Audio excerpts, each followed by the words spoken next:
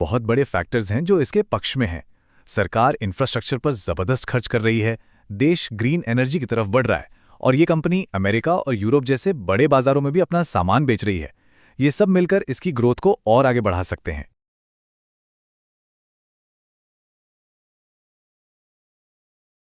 शुरू करने से पहले एक जरूरी बात, ये पूरी चर्चा सिर्फ जानकारी के लिए है, इसे किसी भी तरह की फाइनेंशियल एडवाइस ना समझें। हम सेबी रजिस्टर्ड एडवाइजर नहीं हैं। निवेश से जुड़ा कोई भी फैसला लेने से पहले हमेशा किसी क्वालिफाइड फाइनेंशियल प्रोफेशनल से सलाह जरूर लें। तो आज हम बात करने वाले हैं जीई वर्नोवा टी&डी इंडिया के बारे में। ये एक ऐसी कंपनी है जिसके ग्रोथ के आंकड़े तो शानदार हैं, लेकिन साथ ही एक दुविधा भी है। क्या इसकी ये जबरदस्त ग्रोथ इसकी ऊंची कीमत को सही ठहराती है? चलिए इसी को समझते हैं। सोचिए जरा, 140 करोड़ लोगों का देश जो दुनिया की इकोनॉमिक सुपर पावर बनने की रेस में है, उसे पावर कैसे मिलेगी? ये सिर्फ एक सवाल नहीं है, ये एक बहुत बड़ा चैलेंज है। और इसी चैलेंज के बिल्कुल सेंटर में जीई वर्नोवा टी&डी जैसी कंपनियां काम करती हैं, जो हमारे देश की तरक्की की रीढ़ हैं। तो चलिए इन 6 पॉइंट्स के जरिए इस कंपनी की पूरी कहानी को एक एक करके समझते हैं। अच्छा, तो सबसे पहले ये समझते हैं कि जीई वर्नोवा टी&डी भारत के पावर सिस्टम में आखिर करता क्या है और इसका रोल कितना बड़ा है। आप ऐसा समझिए कि भारत का जो पावर ग्रिड है वो देश की नसें हैं, तो जीई वर्नोवा टी&डी वो दिल है जो इन नसों में बिजली को पंप करता है। मतलब पावर प्लांट में बिजली बनाने से लेकर उसे हमारे घरों, दफ्तरों और फैक्ट्रियों तक पहुंचाने का जो पूरा सिस्टम है, ये कंपनी उसका एक बहुत जरूरी हिस्सा है। तो सवाल यह है कि ये कंपनी असल में पैसे कैसे कमाती है। चलिए इनके बिजनेस मॉडल पर एक नजर डालते हैं। देखिए, इनके पैसे कमाने के 4 मुख्य तरीके हैं। पहला, ये ट्रांसफार्मर और स्विच गियर जैसे बड़े बड़े इक्विपमेंट बेचते हैं। दूसरा, ये सिर्फ इक्विपमेंट नहीं बल्कि पूरे के पूरे पावर सबस्टेशन बनाकर देते हैं। तीसरा, ये ग्रिड को स्मार्ट बनाने वाली एडवांस टेक्नोलॉजी जैसे HVDC देते हैं। और चौथा, इस पूरे सिस्टम को चलाने के लिए डिजिटल सॉफ्टवेयर की यही प्रोवाइड करते हैं। अब ये स्लाइड एक बहुत ही दिलचस्प कहानी बताती है। कंपनी की लगभग 72% कमाई भारत से ही होती है, जो दिखाता है कि डोमेस्टिक मार्केट में इनकी पकड़ कितनी मजबूत है। लेकिन 28% कमाई एक्सपोर्ट से भी आती है, जो ये इशारा करता है कि इनकी टेक्नोलॉजी की डिमांड पूरी दुनिया में है। अब आते हैं उन नंबर्स पर, उन आंकड़ों पर जिसने पूरे बाजार का ध्यान अपनी तरफ खींचा है। जरा इस नंबर को देखिए, 58.4%।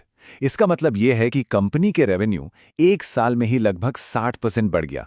यह दिखाता है कि इनके प्रोडक्ट्स और सर्विसेज की डिमांड कितनी तेजी से बढ़ रही है। और ये तो उससे भी जबरदस्त है। 103.8% की ग्रोथ का मतलब है कि कंपनी का नेट प्रॉफिट एक ही साल में 2 गुने से भी ज्यादा हो गया। ये कमाल का परफॉर्मेंस है, जो बताता है कि कंपनी कितनी एफिशिएंटली काम कर रही है।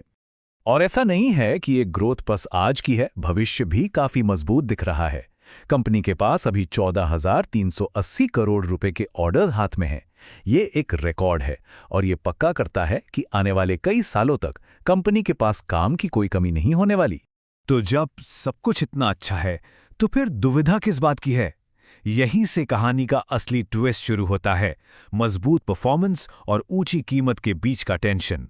ये जो नंबर है 95%, इसे रिटर्न ऑन कैपिटल एम्प्लॉयड कहते हैं। आसान भाषा में ये बताता है कि कंपनी अपने लगाए हुए हर 100 रुपए पर कितना कमा रही है। और 95% का मतलब है कि ये बिजनेस एक बेहतरीन मशीन की तरह चल रहा है। तो ये सवाल मन में आना लाजमी है कि भाई, जब सब कुछ इतना बढ़िया है तो फिर रिस्क कहाँ है, चिंता की क्या बात है? और दुविधा का सबसे बड़ा कारण ये नंबर है। स्टॉक अपनी कमाई के 85 गुना पर ट्रेड कर रहा है। सीधे शब्दों में कहें तो ये बहुत महंगा है। बाजार को उम्मीद है कि कंपनी भविष्य में भी ऐसा ही असाधारण प्रदर्शन करती रहेगी, बिना किसी चूक के। अगर हम इसकी तुलना करें तो इसकी इंडस्ट्री का औसत पीई लगभग 34 है और सेक्टर का 42, और ये 85 पर है, यानी 2 गुने से भी ज्यादा।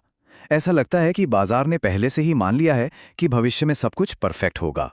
तब सवाल ये उठता है कि क्या कोई ऐसी वजह हैं जो इस महंगे वैल्यूएशन को सही ठहरा सकती हैं? चलिए उन फैक्टर्स को देखते हैं जो कंपनी की फ्यूचर ग्रोथ को रफ्तार दे सकते हैं। हाँ, कुछ बहुत बड़े फैक्टर्स हैं जो इसके पक्ष में हैं। सरकार इंफ्रास्ट्रक्चर पर जबरदस्त खर्च कर रही है, देश ग्रीन एनर्जी की तरफ बढ़ रहा है और ये कंपनी अमेरिका और यूरोप जैसे बड़े बाजारों में भी अपना सामान बेच रही है। ये सब मिलकर इसकी ग्रोथ को और आगे बढ़ा सकते हैं।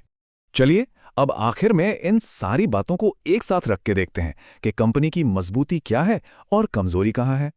तो देखिए, एक तरफ कंपनी के पास कर्ज नहीं है, प्रॉफिट मार्जिन इंडस्ट्री में सबसे अच्छा है और रिटर्न रेशियो कमाल के हैं। वहीं दूसरी तरफ वैल्यूएशन बहुत महंगा है, जिसका मतलब है कि छोटी सी भी गलती की कोई गुंजाइश नहीं है। जब हम इसे इसके कॉम्पिटिटर्स से कंपेयर करते हैं तो जीई वनोवा टी&डी प्रॉफिट कमाने के मामले में यानी अपने मार्जिन में सबसे आगे है। हाँ, ये बात सही है कि हिताची एनर्जी जैसी कंपनियों के पास ऑर्डर बुक बड़ी है, लेकिन वो लोग डेटा सेंटर्स जैसे अलग सेक्टर्स पर भी फोकस कर रहे हैं। बाजार के जानकारों की ये एक line, the stock is priced for perfection, पूरी कहानी को बयां कर देती है। इसका मतलब है कि इसकी कीमत में भविष्य की हर अच्छी खबर पहले से ही शामिल कर ली गई है।